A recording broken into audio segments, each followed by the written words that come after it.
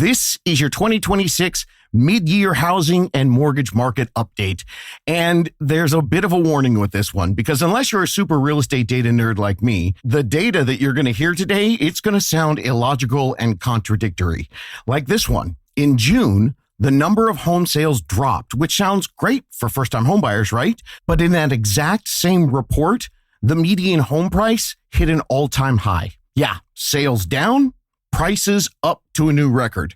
So if your brain just short-circuited a little bit there, I totally understand. As my boy Vicini would say from The Princess Bride, inconceivable. How to Buy a Home educates, protects, and connects first-time homebuyers to qualified vetted realtors in their area. Whether you're looking for DIY information or step-by-step guidance, How to Buy a Home is the #1 resource for first-time homebuyers.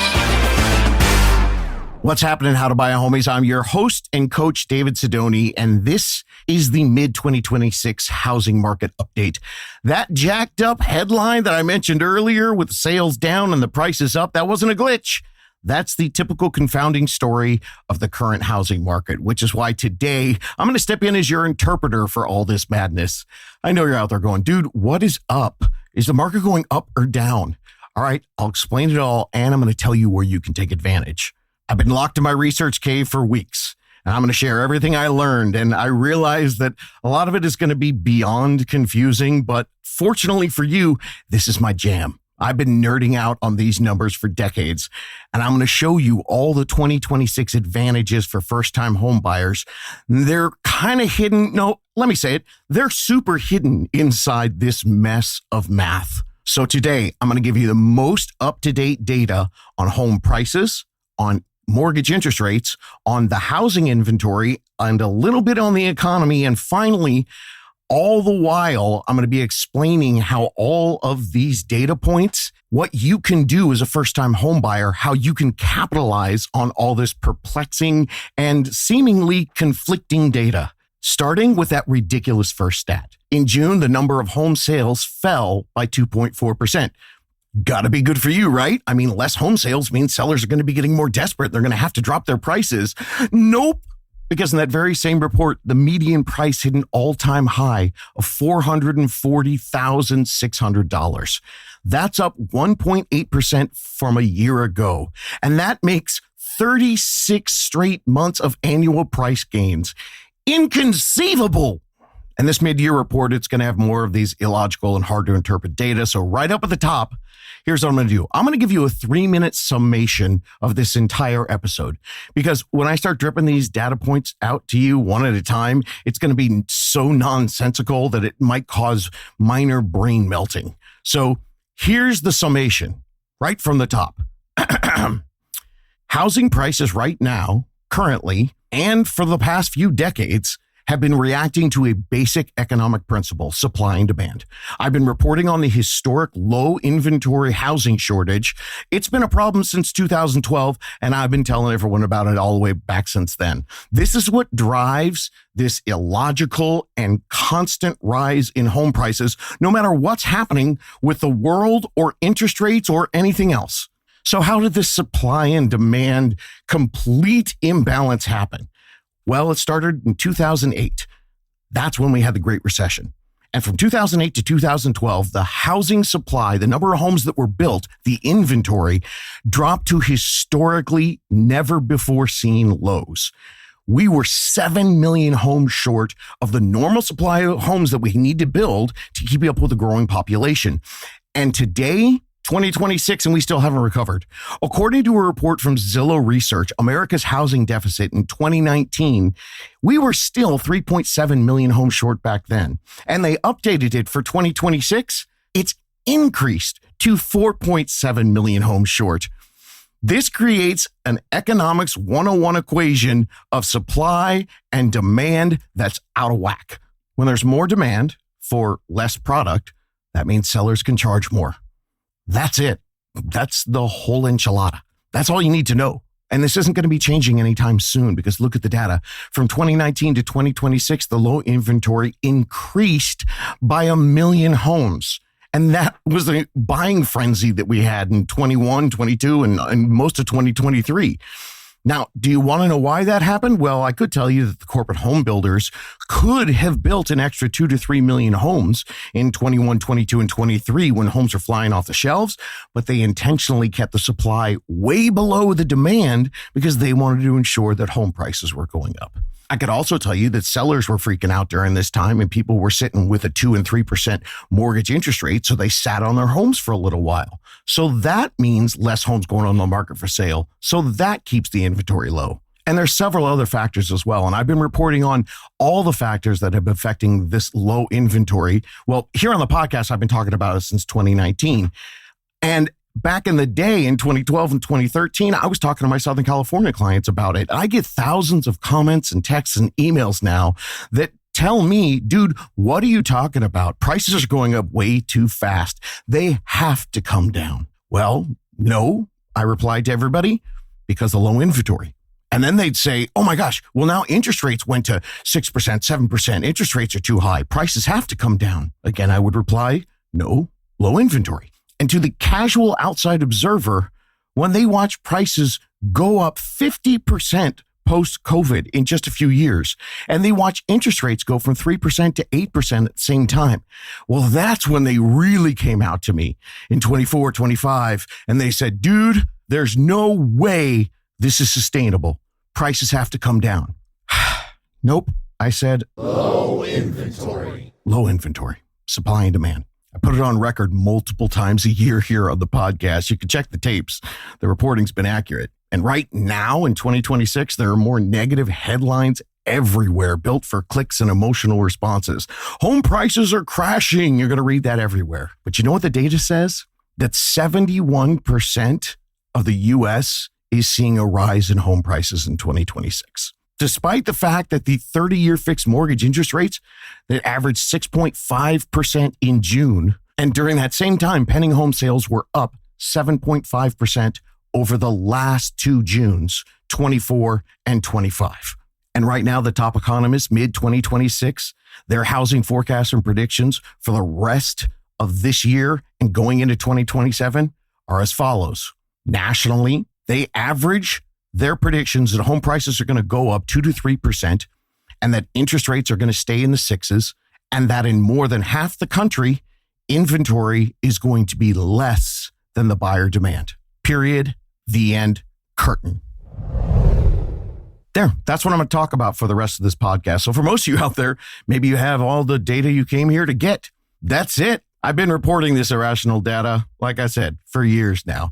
And many people told me I was crazy. And I totally get why people would think that, because it's illogical on the surface for home prices to keep going up. But I'm just a data nerd who works in facts. And the big fact, you can all say it with me now. What is it? Low inventory. That's right. That's going to keep this contradictory housing train on the tracks and cruising forward and going up. So until further notice, this is going to continue. Now I'll get into the details of all the data that's happening right now. In the past few years, first-time homebuyers, they've had 2 major frustrations. Asking prices that kept climbing and too few homes to choose from. Now, in lots of places of the country, both of these factors, these main frustrations, they're easing a little bit, especially in the summer of 2026, thanks to inflation, gas prices, economic volatility, and rising mortgage interest rates. This opens a temporary window of opportunity for first-time homebuyers. According to Realtor.com, the national median list price was $430,000 in June. Now, that's the list price. That was nearly $11,000 under what it was the year before. And the 8th month in a row that list prices were less than last year. And keep in mind, these are the list prices, not the sold prices. Those sold prices, they kept going up, just slower. But we're seeing the list prices be less than they have been before. So that means the home sellers are realizing they cannot unrealistically overprice their homes for sale. As Danielle Hale, chief economist at Realtor.com said, quote, sellers are reading market conditions and pricing accordingly from the start rather than listing high and cutting later. And buyers are taking note and making bids. This is a welcome sign that we are in a functioning market, unquote. Well, functioning, I don't know about that. Functioning if you understand how to read all the data. And this list price data coincides with another report from Realtor.com that the number of homes listed in June was also the highest June number of listings that we've seen in 3 years. So for first-time homebuyers looking for lower-priced homes, these two trends, they line up especially well. Misha Fisher, chief economist at Zillow, explained it this way, quote, "The lowest price tiers are exhibiting some softness in terms of price, and they also had the most listing activity growth. The first time since 2022 that that's been the case," unquote. So to the outside observer reading this summer 2026 housing data, sounds awesome, right? Sounds like the market's coming down for first-time home buyers. But when you analyze the complete data, the experts, they don't see a market heading down indefinitely, not in the near future at all, thanks to the supply and demand, and say it with me now, the historically what? Low inventory. So for home prices, this is where we're at. Fannie Mae runs a quarterly survey of more than 100 economists and housing analysts. It's called the Home Price Expectations Survey. I use this report a lot because it's got 100 economists that give an even fair sampling, because there are some economists that are majorly optimistic and some that are super pessimistic. So that way we're getting a real balanced, actual, accurate report. This year, even though it seems improbable because we've had mortgage rates sticking in the sixes and home prices going up for 36 straight months, here is their forecast for the next 4 years. The optimists said that they see home prices rising 4% a year to 2030. But what got even crazier is even the pessimists, all the negative Nellies and Nathans and Neds and anyone else whose name starts with N, all those negative people, they are expecting home prices to continue to rise as well, just less, like closer to 1% a year. So if you took the average of all 100 economists' predictions over the next 4 years, the average is an annual price increase of 2.6% a year. This is the opinion of people who do this for a living, forecasting on data and analytics, not just giving opinions with emotions or clickbait material, cherry picking to try to send the stuff that's the scariest thing possible on social media to get you to like, follow, and subscribe. As it sits right now, summer of 2026, for the pros, there's no debate. It's not crash or no crash. It's just how slowly or at what pace are home prices going to rise? Because even the most cynical economists all know one thing. It's all about the inventory. But what does this mean for you? All right, well, home price forecast inconceivably rising. But when you look at it with all the math and the data, it's actually at a pace that you can keep up with. The National Association of Realtors chief economist, Lawrence Yoon, who we call Uncle Larry around here, he said this, quote, "The median home price has reached an all-time high. Even so, affordability is better than a year ago because wage growth is outpacing current home price growth," unquote. Yeah, see, home prices stalled in 2023, but during that time, wages have been outpacing the home price growth because it's been small. Right now, wages are running at about 3.5% a year. And looking at last year's home prices, it was up 1.8% in some areas. So the housing affordability index, it's actually gone up 7 points from last year. I keep an eye on that thing all the time for you. Right now, despite what you might be hearing about a crashing market, buyers are buying more today than in the past. So people are starting to figure out, hey, this might be as good as it gets and we should jump in. Housing Wire shows that pending home sales in June and July this year are up 30,000 homes, a 7.5% increase from each of the last 2 June and July periods. Redfin reported that in the spring of 2026, sellers gave buyers concessions, money back, in 46.2% of the home sales. That's the highest share for any spring since Redfin started tracking that all the way back to 2019. And the reason is straightforward supply and demand. By Redfin's count, there are roughly 47% more sellers than buyers in the housing market in 2026. And now let's get into the one data point that unfortunately makes more people put the brakes on their home buying planning and unfortunately is going to cost them tens, if not hundreds of thousands of dollars. Mortgage interest rates. Ooh, the big question. Here's the data on interest rates. When it comes to mortgage rates, It all starts with perspective, and then it ends with math. Mortgage rates have averaged 7.71% since the 1970s. And take a guess what the average was for the last 20 years, all the way back to 2005. And remember, in those 20 years, we have to include those crazy, artificially manipulated, super low 3 and 4% years post-COVID. So take your guess. Over the last 20 years, what's the average interest rate, including those monstrously low years? It was 6.68%. And this year, at the end of February, the national average for a 30-year fixed mortgage dropped to 5.99%. It was the lowest rate we've seen in 3 years. I screamed and yelled into this microphone, hey, first-time homebuyers, jump on this, take advantage. That's when I dropped episode 457, Buy or Wait in 2026. But people didn't know the history. They didn't know the math. They didn't know how great that 5.99 was. And if you're listening today, I'm guessing you probably missed it. But don't worry about it. It doesn't mean that you missed out. Let's get real about what you missed, though, with my buddy Math. All right, on a $450,000 home, the monthly payment difference on today's average interest rate as I record this, which is 6.8%, we'll take that versus that crazy 5.99% rate. The monthly difference, $191.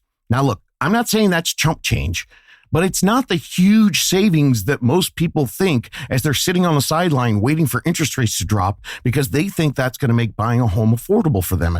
And most importantly, sitting here in the mid-2026, waiting for what? The forecasts for mortgages, for the rates from everybody, from Fannie Mae, from the Mortgage Bankers Association, from Realtor.com, from Reuters, they're all sitting that for the rest of this year and into 2027, we're going to be looking at 6.2 to 6.5%. You also have to keep this in mind.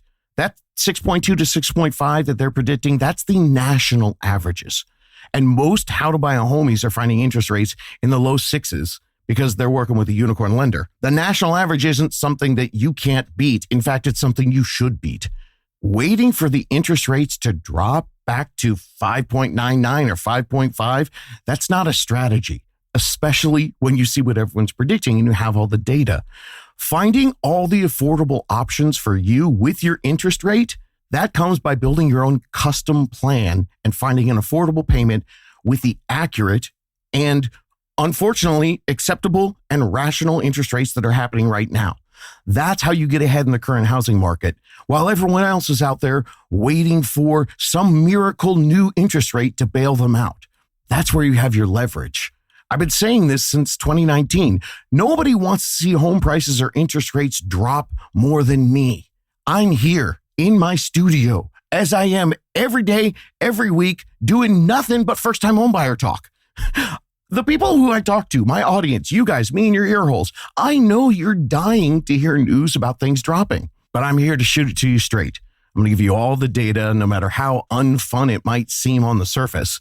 And then I'm going to let you find the best ways for you to win using accurate assessments of what's happening in the market. And you could do it. I mean, listen to the recent interviews. We've had people in 24 and 25 and even in 26 that all bought homes in this 6% interest rate market. And some of them thought it was going to take them 3 years and they bought a home in 3 months. And hey, maybe you're new to the show. I know that a lot of people listen to these market update episodes to get all the housing market updates so they can decide, should I buy now or wait till it gets better? Well, when it comes to the interest rates, since the war started back in March, it's a safe assumption. A lot of people thought, hey, rates are got to come down at some point as soon as all this madness ends. So I know that a lot of you out there, you're building your timeline around waiting for the interest rates. So let me start by saying that's a completely fair instinct. I get it. And I'm not here to talk anybody into doing anything.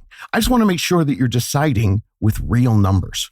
The math of interest rates plus the math of the home prices, that's going to make up your entire monthly payment. So let me give you the non-emotional data and the math-driven analysis. The wait for rates to drop plan, it only pays off if the interest rates actually do drop. And the recent economic data talked about in the June Federal Reserve meeting had a surprising tone of new updated economic predictions. The majority of the policymakers now lean towards a rate hike later this year. Yes, I said rate hike because inflation is still running well above their 2% target. May's inflation CPI came in at 4.2% year over year. That's the highest and the hottest it's been in 3 years. I'm recording this 2 days before the Fed meets on July 29th. And the current Fed watch, that shows a 64.2% chance of no cut coming up in 2 days, and a 35.8% chance that the Fed may actually raise the Fed rate. Even the mortgage industry's own forecasters now expect interest rates to sit in the mid-sixes next year because of all this. So waiting isn't a sure thing, it's a bet. And right now, the odds are actually moving against you. Now, when it comes to the Fed, as a reminder, the Fed rate fund, that's not the same thing as mortgage rates, nor does it directly affect mortgage rates. Mortgages are long-term loans priced off the bond market usually. Mainly, we kind of compare to the 10-year Treasury yield, not the Fed rate. But in the past few years, people have been watching the Fed rate intensely, hoping that there was going to be some good news that was going to do like we did back in 2020 and 21 and drop the rates down to nothing so interest rates drop. Well, like I said, I'm here to give you the straight shooting data. I'm not going to sugarcoat anything, so don't expect to bail out there. And here's the most important part about this for you as a buyer. Through June, every major U.S. region posted a year-over-year growth in pending sales. And that was when interest rates were at 6.5%. So waiting doesn't mean that you're stepping out of the competition and then you're going to come back in when it's calmer. It's the opposite. Because right now, the competition is already buying. And if rates do eventually drop, that means buying is going to get even harder, not easier, because the lower rates are going to pull everyone off the sidelines at once. When that happens, you're going to be competing against more buyers, facing more bidding wars, and watching that same home that you like today go up in price. If you're looking to buy that home with that lower rate, who knows? At that new price, the monthly payment might be exactly the same, or even worse, it could be more thanks to those bidding wars. And look, I started this podcast saying this stuff is confusing, so I get it. For the average uninformed, only kind of half researching first-time homebuyer out there, a lot of them are losing hope and they're giving up and they're waiting for rates or prices to drop. Meanwhile, today in many regions, you folks with me in your ear holes listening to all this, you're starting to see their opportunities. You have more negotiating room because there's less buyers, potentially in some areas, jumping after all those homes. But make no mistake, they're going to be coming out and competing with you if those rates do drop. I know that many people listen to this episode to get all the housing market updates so they can decide, should I buy now or wait until it gets better? Well, right now, with all this information, in a lot of areas, sellers are pricing their homes more correctly. List prices are more normal. A lot of times you've got power. You can ask for repairs. You can even ask for credits back to help with their closing costs. The minute that interest rates drop, that leverage is going to disappear for you. Because a true buyer's market, it's not just about the prices and the interest rates. It's about your negotiating power as a buyer. So to figure out what that is, look at the full data equation to find your buying power.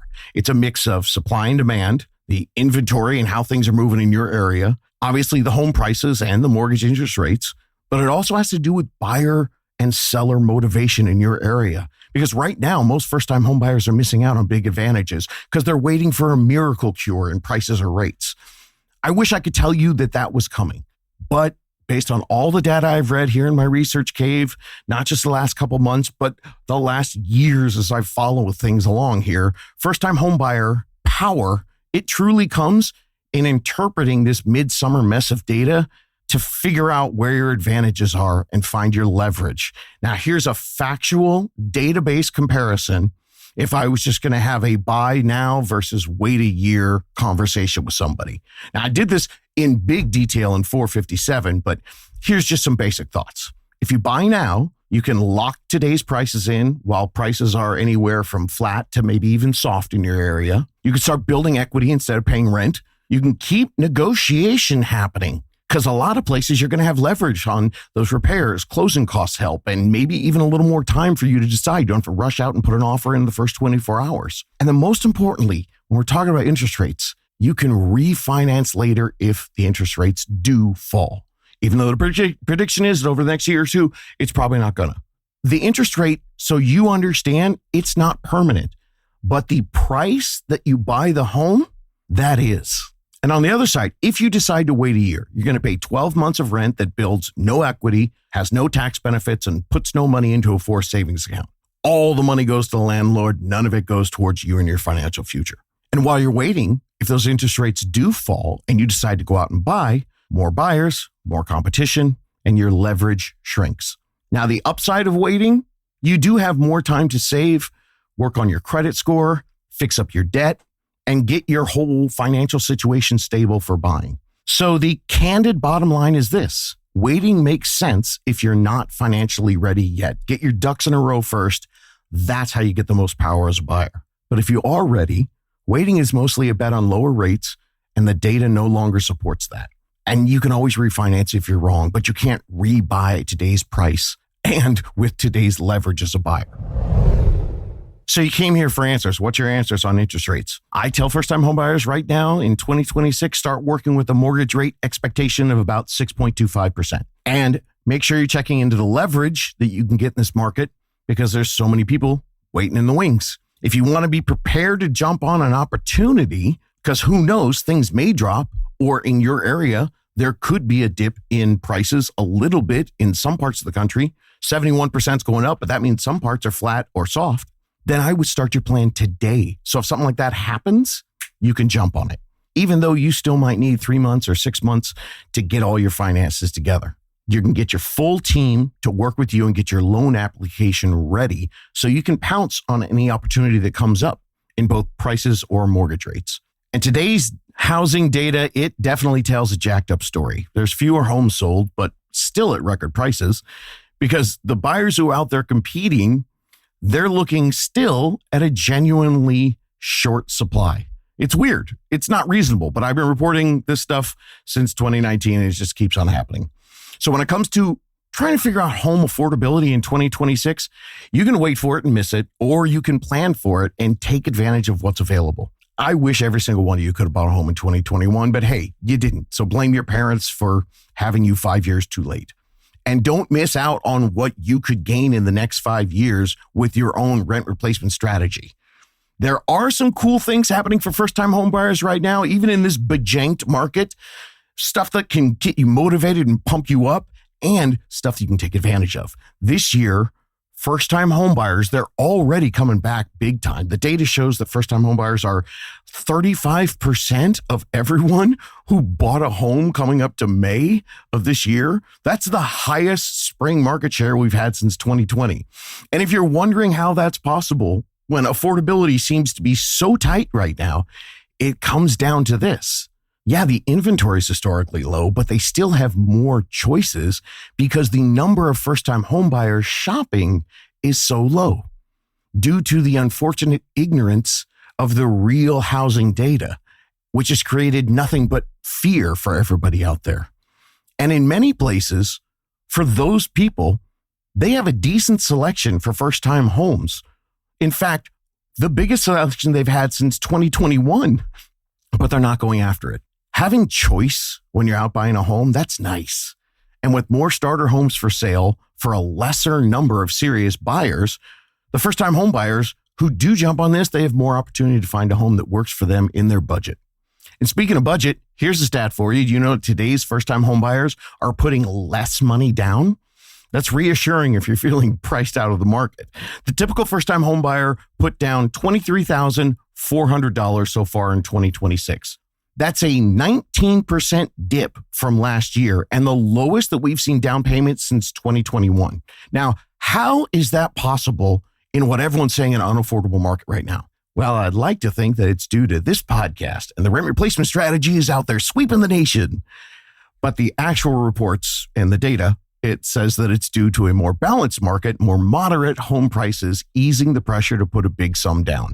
Plus, more buyers right now are opting for loans that require little or no down payments. Well, hey, that's what I say in my podcast, so can I take credit for this?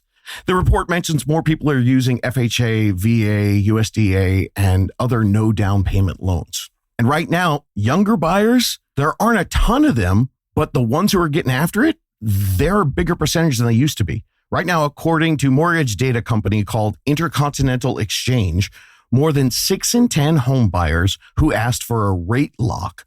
That means you got your mortgage approval going and you asked to lock in your mortgage rate so you can go out and start writing offers on homes. Over 60% are either millennials or Gen Z. In the second quarter of 2026, Gen Z accounted for 20% of the rate locks for people buying homes, while millennials represented 45%. So in other words, 2/3 of mortgage applications were made by people under the age of 45, which is awesome because last year we had a median age for a first-time home buyer of the worst it's ever been, 40 years old. Thankfully, by the end of this year, that's going to change because right now I've got more data for you. The Gen Z buyers out there, only 13% of them had to use a family gift to cover the down payment on the house, and only 8% borrowed the amount from somewhere.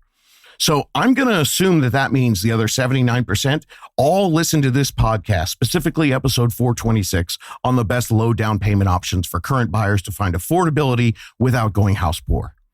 And for the millennials, only 10% of the first-time home buyers used family support to fund their down payments. I'm telling you, gang, the headlines and the rants you hear on social media that, oh, geez, boomers, no one could buy a home unless mommy and daddy give them a huge gift. That is not the only way to buy a home. 79% of Gen Z and 90% of millennials didn't. It's just that they had to dig a little deeper to find everything I've been trying to tell everyone here. With the right planning, you could find affordability, gain your power back in this market, and gain control, even though everything feels wacky, especially when you're looking at the economy at this time. One of the strategies is something that I've been talking about for a long time, but it's really getting bigger and better for you in 2026. It's an affordability advantage. Instead of waiting on Washington or the Federal Reserve or interest rates, how about taking a look at condos or townhomes? Because according to Housing Wire, there were 233,030 condos and townhomes for sale in June.